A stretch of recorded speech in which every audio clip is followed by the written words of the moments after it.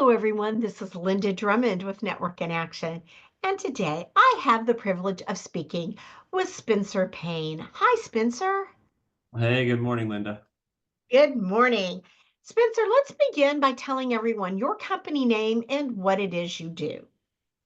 My company name is More Payne Law, and what we do is, generally speaking, we are personal injury lawyers, but more specifically, we like to say we are low volume catastrophic injury lawyers. What that means is we limit ourselves to cases involving catastrophic injuries.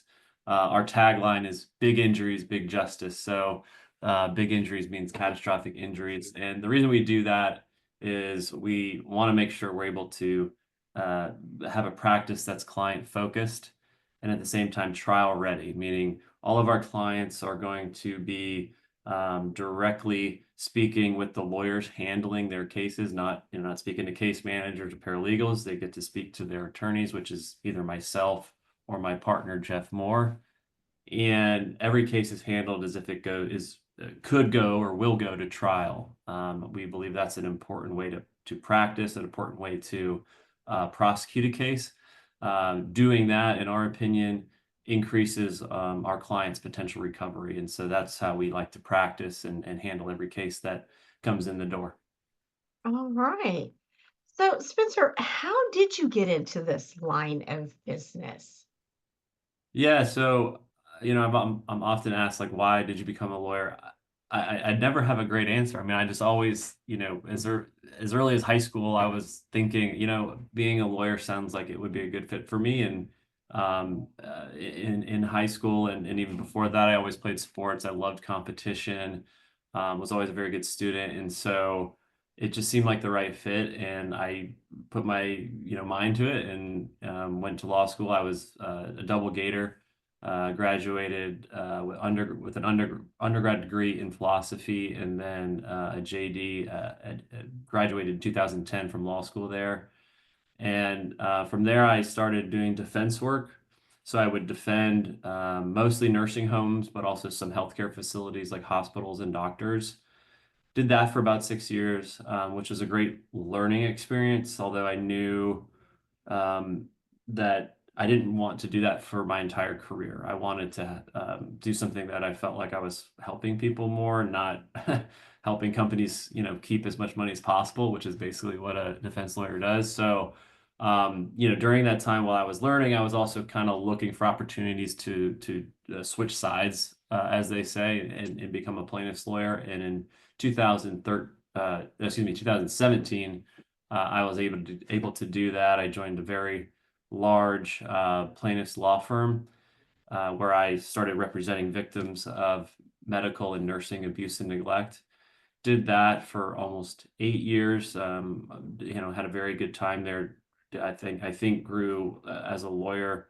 Had some very good successes there, and then eventually linked up with my current partner Jeff Moore. We kind of put our heads together, looked around the community, and said, you know, in our opinion, our humble opinion, we're two of the best, if not the best, personal injury trial lawyers under 40. Although I am 40 now, so Jeff always reminds me of that. And I'm the old one in the crew, but we just felt like now was the right time to, if we were going to open our own shop, like now was the right time. And so we took that leap just a few months ago, and things are looking very good right now. All right. Well, all right. My next question to you then is since you've been doing this for a while, what is your, what would you consider one of your success stories? Yeah, so definitely it was a case that I handled as a plaintiff's lawyer a couple years ago, 2022. Um, it was one of the first cases that it was a nursing home negligence case. It dealt with what's called like a commonly known as a bed sore, but that's kind of a misnomer because it's a very serious injury. We typically would call that a pressure wound, but so very serious injury. And what made it unique, I guess you'd say, is I had come from the defense side, right? And so the case was actually against my former boss. And like it came to me like almost immediately as I became a plaintiff's lawyer. And so right away I was pitted against my former boss, and Oh, he did not treat me with the type of respect that another lawyer should treat another person. Because of that, I guess he was, I don't know, mad that I left and trying to exert his dominance over me. I don't know, but of so course, yeah. it was very contentious and very upsetting at times. But I hung in there, and we took that case all the way to trial and eventually obtained a $12 million verdict for our client. And so that was just a nice punctuation to that whole process to, just stay focused, kind of rise above it all, and, put my clients' needs first and come out victorious. So it's something I'm always gonna remember. Absolutely. Yeah. Kind of felt good to walk away from that one, didn't it? Yeah, absolutely. And now, we get along a little bit better because, with a bully, you gotta punch him in the nose. Exactly right. That is exactly right. All right. So, speaking of your successes and all, what would you consider a really good referral for you? Who do you want to see walk through that door for you? Well, like we talked about, I mean, we really do our best to try to limit our caseload to catastrophic injuries. So, that in contrast, a lot of cases, which are righteous cases. I mean, they deserve those people deserve representation. But if it's just kind of like oh, my neck hurts, or something where the person's not, catastrophically injured, I would say that wouldn't be a case for us, just because we don't um, have the capacity, number one, to handle those types of cases. And like I said, we really are intentional about the types of cases that we take, because we want to be able to have that personal connection with our client and really leverage our expertise and our skill on every single case that's in our inventory. So, while we do have a broad practice area, I would say the three main buckets, or case types that we handle, are auto accidents and trucking accidents. You can throw my motorcycle accidents in there as well. Uh, That's number one. Number two would be nursing home abuse and neglect, and number three would be medical malpractice. So medical malpractice is different from nursing home in that it would be a claim against a doctor or a hospital. Those would be the three practice areas.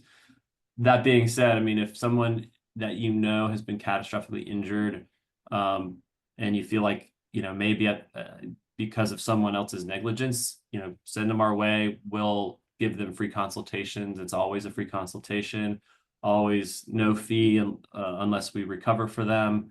And, at the very least, if it's something that doesn't fit within our wheelhouse, we know lawyers throughout the community. We can, hand them off to somebody else who might be a better fit. Awesome. All right. So now, Spencer, when you are not helping others, kind of overcome their issues, what do you like to do for fun? That's an interesting question right now, because I just had my third son. I have a 2-month-old at home, a 2-year-old, and a 4-year-old. So like I don't really have a lot of fun these days outside of playing with them, which is fun sometimes, and it's just a handful sometimes. But um, when I do get to get away, I've picked up pickleball recently, like that. I used to play a lot more golf. I still like to golf. The handicap has, steadily increased over the years. So golf and pickleball are probably like my two main hobbies. Love watching sports, love watching the Gators, but I will say most of my time is spent, with the family right now. All right, understandable. Now then, if unfortunately someone has had a really, catastrophic injury or a situation in their life, or they know someone, what is the best way for people to reach out and contact you?